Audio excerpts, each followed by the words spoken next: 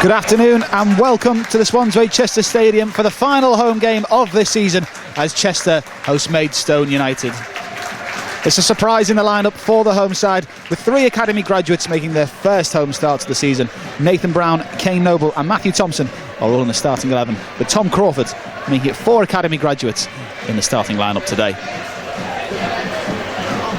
The man who's played right back, left back, centre back and now centre mid this season for the Blues. Here's Noble. Doesn't manage to win the ball, but his teammate Crawford does. He's got Marn in the middle, screaming for it. Instead, Crawford tries to play the ball over the top, looking for Nathan Brown, but there's too much on the pass. And he scored the winner against Bromley last week. Couldn't quite get away with it there. Halls, Noble and Thompson all diving in, trying to win possession, but I think it was ultimately Halls, the man who gave it away. Coker running at the heart of the Chester defenders, but he's stopped in his tracks by Andy Halls. Akintunde may have just strayed offside here. He hasn't. He's onside. Akintunde one-on-one with the goalkeeper. He's got away from the defender, but he's recovered brilliantly. The fullback Akintunde still on his feet. The chance hasn't gone yet, and he's eventually out-muscled by Josh Hare. And what a great opportunity that was for James Akintunde. And the opportunity. Assels in possession for Chester now. Tries to spread the ball out wide to Craig Marn, but I think Assels has got too much on that. He hasn't. Marn's reached it and kept it in play on the halfway line, and Akintunde's made the run behind again. This time he's definitely onside. Akintunde, a bit more space perhaps, goes for the chip and doesn't get enough on it once again. Lee Morgan just able to catch it rather comfortably. Noble was making the run towards the penalty spot. He wanted the pass, but Akintunde, I think, was in his right to have the shot. He just didn't. Andy Halls just seemingly let the Maidstone man run past him there. Interesting approach to defending. Here's Goff looking for a run ahead of him. Instead he plays it to the feet of Akintunde, who manages to hold off Winter and keep possession well. James Akintunde. Now here's Halls. Halls with space to run into. He's got Noble ahead of him, but Halls continues his run. He plays it inside to Noble! Top corner! Oh, and the flag's raised. And what a shame. Just 5 or 6 minutes into his first appearance at the Swansea-Chester Stadium, and he has the ball in the postage stamp. Assels is in there at the back post as Maidstone seem to be opting for a zonal marking approach. It comes in, whipped in towards Crawford, who got his head on it. It was blocked by Winter. Assels with the second ball, dipping onto the roof of the net. And quite close from the centre-back Ryan Assels. Always a threat on those set pieces. Maidstone take the corner. It's floated in towards the penalty spot. It's attacked at the back post by Alex Winter. And the centre-back in the opposition penalty area is a real threat in the air. And that was a proper let-off for the home side. For Michael Phillips to run into, and fortunately Chester managed to hold their own. And more space opening up here as Jones has been dispossessed by Tuamasi, who goes down, and it's a penalty for the visitors. James Jones brings down Blair Tergott, it was actually, who got the wrong side of the young centre-back. And about 20 minutes into the first half, Maidstone will have a chance from 12 yards to take the lead. Loza on opposite wings, and it'll be the man who won the penalty who will take the penalty. Tergott Firth puts it into the bottom corner, and Maidstone take the lead.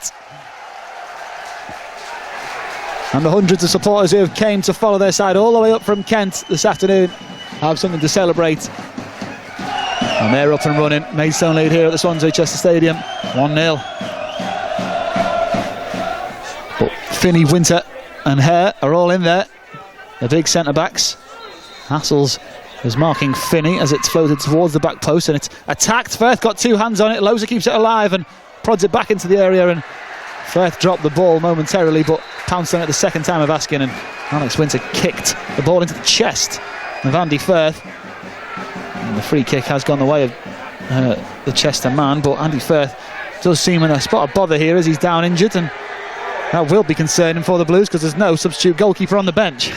Firth, who's been the regular goalkeeper for quite some time now for the Blues. Jones into the feet of Marn. Good pass that from Jones, and there's a few runs going on ahead of Craig Marn as he gets the ball stuck under his feet, but manages to get away from Lewis. He's still progress here, Craig Marn. He's got a lot of space in front of him. The shot becomes available, and it's a disappointing shot from Craig Marn, but a superb run to manage to wriggle away from Stuart Lewis after getting the ball stuck under his feet.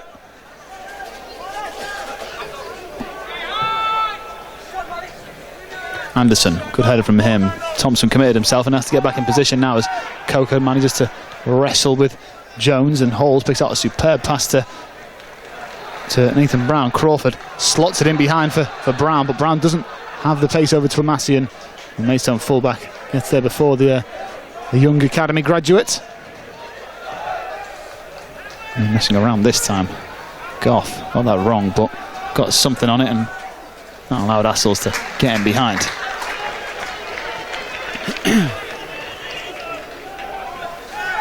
Jones, back to Firth. Chester, and they've given it away to Phillips.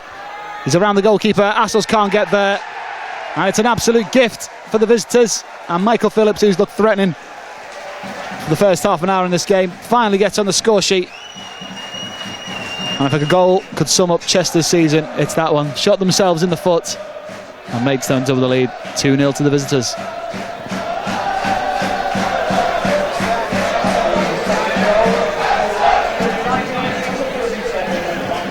And the goalkeeper, Lee Morgan, who needs an option in front of him.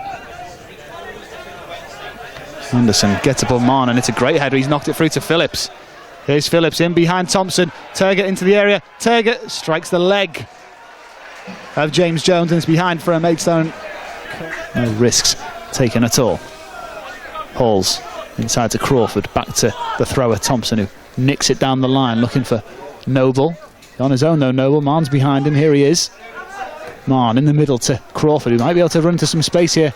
Crawford, but his touch lets him down, and then he's side down by the big centre-back, Alex Winter. And it looks like it's going to be a yellow card for Winter, and it's a second yellow. I thought he was booked, and Winter will walk. Just over 5 minutes of normal time remaining in the first half, and it's not been a dirty game in the slightest, and a late challenge on Tom Crawford in the middle of the pitch. Sees the Maidstone centre-back walk. Halls thinks about the cross. There is 3 blue shirts in there. It's towards Akintunde, who gets his head on that, and it's tipped over by the goalkeeper.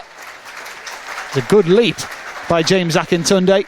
He's not seen much of the ball in this second half, but he really did connect with that, and Marn wants the short one. Instead, Brown crosses it in towards the back post, tapped by Jones, who gets his head on it. It's still alive. Assels perhaps maybe here for Noble. Jones, he gets a push in the back, goes down, the referee waves it away. It's not over yet. Thompson 30 yards out, has a shot, looping but not dipping enough, and it goes over the crossbar.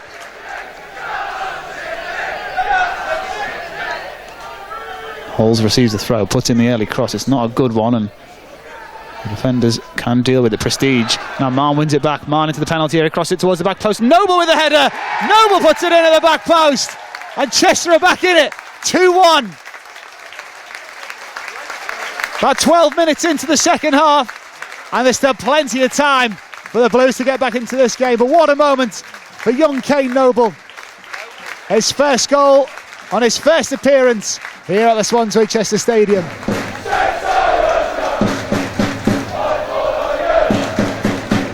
Turgott's corner towards the back post. It's flicked into the air by Goff. Not away yet. Here's Lewis back out wide to Turgott.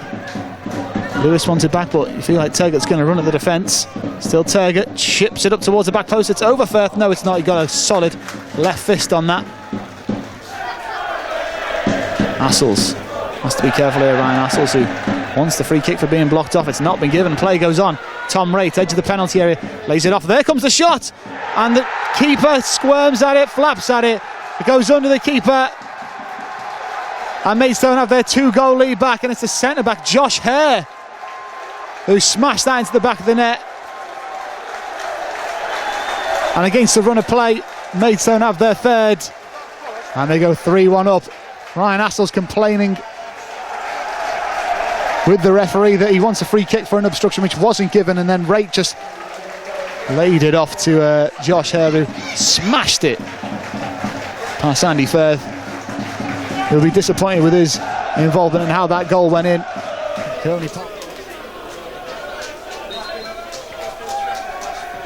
Thompson's free kick towards the back post, looking for Archer. Keeper goes up and drops the ball. He wants the free kick, he doesn't get it. Goff will close down Reason, and Reason gives it away to Jordan Goff, who Raitt tries to hold it in the corner. He's under challenges though from Brown, but it doesn't matter. The game's over. And the final game here at the Swansway Chester Stadium finishes in disappointment. Callum McIntyre just wanted to see something that will give the fans hope for next season.